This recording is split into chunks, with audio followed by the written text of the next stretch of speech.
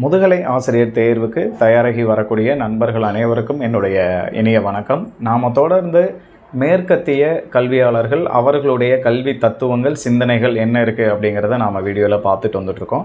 அதில் நாம் பார்க்க வேண்டியது ஒரே ஒருத்தர் பெஸ்டாலஜி அவர் மட்டும் பார்க்காம இருந்தோம். ஸோ அதை இந்த வீடியோவில் நடத்தி முடிச்சிடுறோம். ஸோ இதை முடிச்சுட்டு அடுத்த டாபிக் வந்து நம்ம சோசியாலஜிஸ்ட் அதில் சமூகம்னா என்ன, சமூக மாற்றம்னா என்ன, சமூக அடுக்குகள் அப்படின்னா என்ன அப்படிங்கிறதெல்லாம் அடுத்தடுத்த வீடியோவில் நாம் பார்க்க இருக்கிறோம். ஸோ தொடர்ந்து நம்ம சேனலை ஃபாலோ பண்ணுங்கள். உங்கள் நண்பர்கள் எல்லோரும் பிஜிடிஆர்பி படிக்கிறவங்க எல்லாருக்கும் சொல்லுங்கள். ஸோ இந்த யூனிட் முடிஞ்சதுக்கப்புறம் இதுக்கான மெட்டீரியல்ஸும் ப்ளஸ் அதோட இதுக்கு ஒரு டெஸ்ட்டும் நான் வந்து உங்களுக்கு வழக்கம் போல் லிங்க்கில் கொடுத்துட்றேன். இப்போ நம்ம வீடியோக்குள்ளே போகலாம்.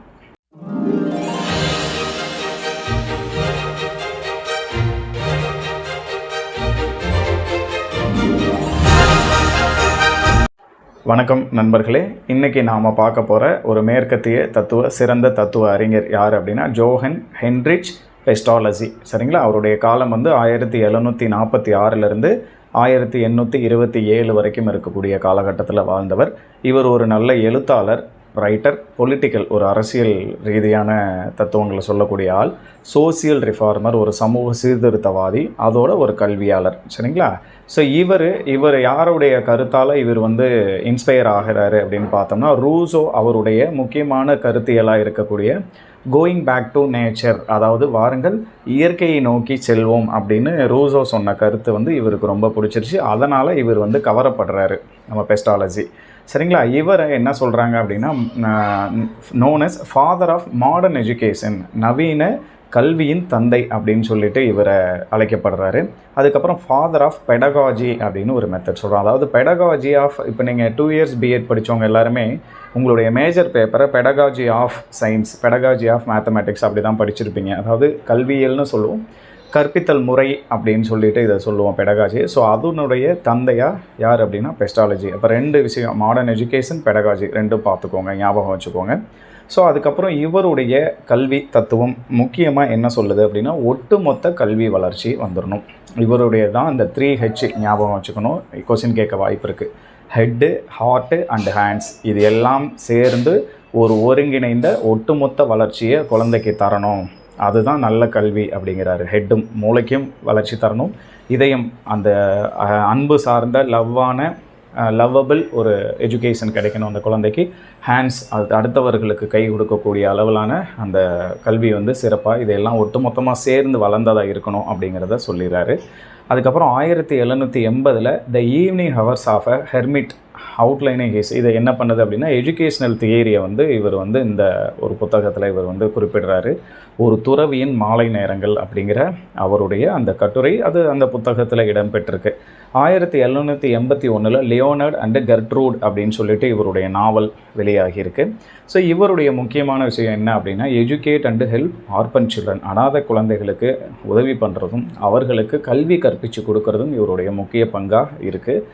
1805 இவருடைய முதல் பள்ளியை இவருடைய தத்துவங்களை அடிப்படையாக வச்சு ஓப்பன் பண்ணுறாரு சுவிட்சர்லாந்தில். 20 வருடம் அந்த பள்ளி நடக்குது. அதன் பிறகு இவருடைய கடைசி காலம் உடல்நிலை முடியாத கட்டத்தில் வந்து அதை முடிச்சிடுறாரு. சரிங்களா? அது நின்று போயிடுது. அதுக்கப்புறம் இவருடைய கடைசி தத்துவம், இவர் சொல்லிட்டு போன கடைசி தத்துவம் என்ன அப்படின்னா லைஃப் இட் செல்ஃப் எஜுகேட்ஸ், அதாவது இந்த வாழ்க்கை உங்களுக்கு தானாகவே எல்லாத்தையும் கற்றுக் கொடுத்துரும் அப்படிங்கிறத சொல்லி முடிச்சுட்டு இவருடைய காலம் முடியுது. அடுத்து இவருடைய கல்வி தத்துவம் எஜுகேஷ்னல் ஃபிலாசபி என்ன சொல்லுது அப்படின்னா 2 பர்பஸ் ஆஃப் எஜுகேஷன். கல்வியில் இவர் வந்து 2 நோக்கங்களை முக்கியமாக சொல்கிறாரு. ஒன்று வந்து இண்டிவிஜுவல் இம்ப்ரூவ்மெண்ட் ஆஃப், அதாவது individual and improvement of the society அப்படிங்கிறாரு. அதாவது கல்வியோட 2 நோக்கம் என்னவா இருக்குது அப்படின்னா ஒரு தனிநபர் அவரும் முன்னேற்றம் அடையணும், இந்த சமுதாயமும் முன்னேற்றம் அடையணும், ரெண்டும் சேர்ந்தது தான் கல்வியுடைய நோக்கம் அப்படிங்கிறதா இவர் பெஸ்டாலஜி சொல்கிறாரு. அதுக்கப்புறம் இந்த கலைத்திட்டம் வந்து எப்படி இருக்கணும் அப்படின்னா குழந்தையை மையமாக வச்சு கலைத்திட்டத்தை நாம் உருவாக்கணும். கலைத்திட்டத்தை உருவாக்கிட்டு அதை மையமாக வச்சு குழந்தையை நீங்கள் வந்து படிக்க வைக்கக்கூடாது அப்படிங்கிறது இவருடைய கருத்தாக இருக்குது. அதுக்கப்புறம் புத்தகங்களை நேரடியாக நீங்கள் பயன்படுத்தக்கூடாது, அதாவது புத்தகங்கள் வழியாக நீங்கள் வந்து பாடம் சொல்லி கொடுக்கக்கூடாது, குழந்தைகளுக்கு நேரடியாக கற்பித்தலை நீங்கள் மேற்கொள்ளணும் அப்படிங்கிற ஒரு விஷயத்தை சொல்லிடுறாரு. அதுக்கப்புறம் இண்டக்டிவ் மெத்தட், தொகுப்பு முறை அப்படிங்கிறது கல்வியில் ரொம்ப முக்கியம் அப்படிங்கிறது இவர் சொல்கிறாரு. தொகுப்பு முறைனா என்ன அப்படின்னா, நிறைய சின்ன சின்ன விஷயங்கள்லேருந்து குழந்தை நிறைய கருத்துக்களை எடுத்து தொகுத்து ஒன்றா சேர்த்து அதிலிருந்து கற்றுக்கொள்ளக்கூடிய விஷயம்தான் தொகுப்பு முறை அப்படிங்கிற மாதிரி நாம் சொல்லுவோம். ஸோ இதில் என்ன சொல்கிறாங்க அப்படின்னா, தொகுப்பு முறையில் முதல்ல அந்த குழந்தை லேர்ன்ஸ் டு அப்சர்வ், முதல்ல உற்று நோக்கணும், மற்றவங்கள பார்த்து தன்னை சுற்றி நடக்கக்கூடிய விஷயங்களை பார்த்து அந்த குழந்தை அப்சர்வ் பண்ணிக்கணும். அதிலிருந்து தன்னுடைய தவறுகளை குழந்தை தானே திருத்திக்கணும். நிறைய விஷயங்கள் நம்மளை சுற்றி நடக்கும், அதில் எதெல்லாம் நாம் திருத்திக்கணுங்கிறத அந்த குழந்தை எடுத்துக்கணும். அதுக்கப்புறம் அனலைஸ் பண்ணி பார்க்கணும், சரிங்களா, பகுத்து பார்க்கணும். அதுக்கப்புறம் ஆப்ஜெக்ட் என்கொயரின்னு சொல்லிவிட்டு அதுக்கப்புறம் எல்லாத்தையும் பார்த்து சரி பண்ணி நம்மளை நாமளே சரி செஞ்சுக்குவோன்னு சொல்லி கற்றுக்கணும் அப்படிங்கிற முறையை வந்து இவர் சொல்கிறாரு. அடுத்தது இவருடைய கல்வி தத்துவத்தில் பார்த்தோம் அப்படின்னா, அப்சர்வேஷன் ஆர் சென்ஸ் பெர்செப்ஷன் அப்படின்னு சொல்கிறோம். இன்ட்யூஷன், அதாவது உற்றுநோக்கல் வழியாக குழந்தை, அது மட்டும் இல்லாமல் புலனுணர்வுகள் வழியாக நிறைய விஷயங்களை உள்ளுணர்வாக குழந்தை தானே எடுத்துக்கிட்டு கற்றுக்கணும் அப்படிங்கிறத சொல்கிறாரு. அதுக்கப்புறம் மாணவர்கள் judgment or criticism being inappropriate when students are லேர்னிங்னு சொல்கிறோம். அதாவது மாணவர்கள் அவர்கள் கற்றலில் ஈடுபடுறப்போ அவங்கள வந்து நீங்கள் ஜட்ஜ் பண்ணக்கூடாது, மதிப்பீடுதெல்லாம் செய்யக்கூடாது. இவ்வளோ தான் வாங்கியிருக்கீங்க, இதான் பண்ணியிருக்கீங்க, இதெல்லாம் இன்னும் படிக்கணும் அப்படிலாம் சொல்லக்கூடாது. கிரிட்டிசைஸ் பண்ணக்கூடாது, அந்த குழந்தைங்களை நீங்கள் குறை கூறக்கூடாது. என்ன இப்படி படிக்கிற, நீ படிக்கிறது சரியில்லை, நீ நல்லாவே படிக்க மாட்டே, நீலாம் சரியாக வர மாட்டே அப்படிங்கிற மாதிரிலாம் சொல்லக்கூடாது அப்படிங்கிறத சொல்லிடுறாரு. அதுக்கப்புறம் எளியவற்றிலிருந்து தொடங்கி குழந்தைகளுடைய வளர்ச்சி நிலைக்கு ஏற்ப கற்பிக்கணும். அதாவது teaching begin with simplest elements, சரிங்களா.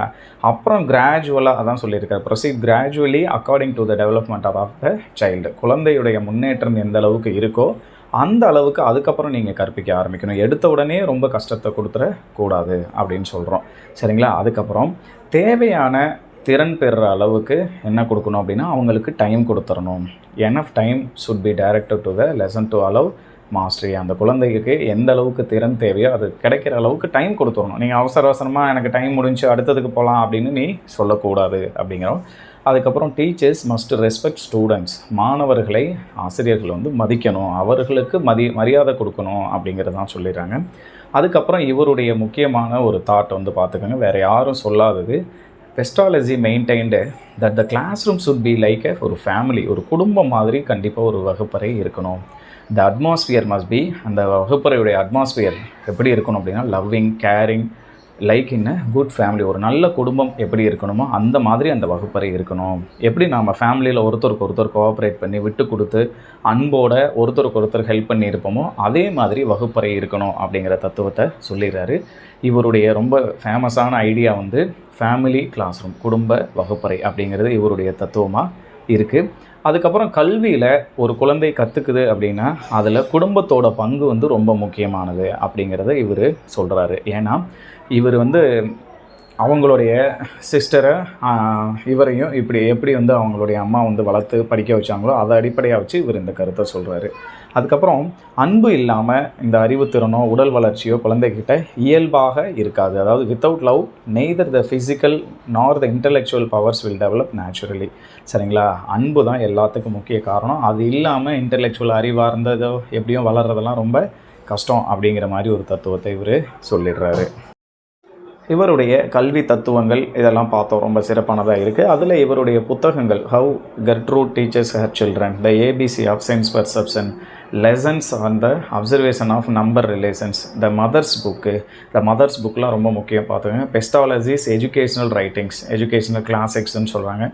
Letters of Pestalozzi on the education of infancy addressed to mothers, அதாவது தாய்மார்களுக்கு இவர் எழுதிய கடிதம் அப்படிங்கிற மாதிரிலாம் எழுதியிருக்கிறார். ஸோ இதெல்லாம் அவருடைய சிறப்பான புத்தகங்களாக குறிப்பிடப்படுது.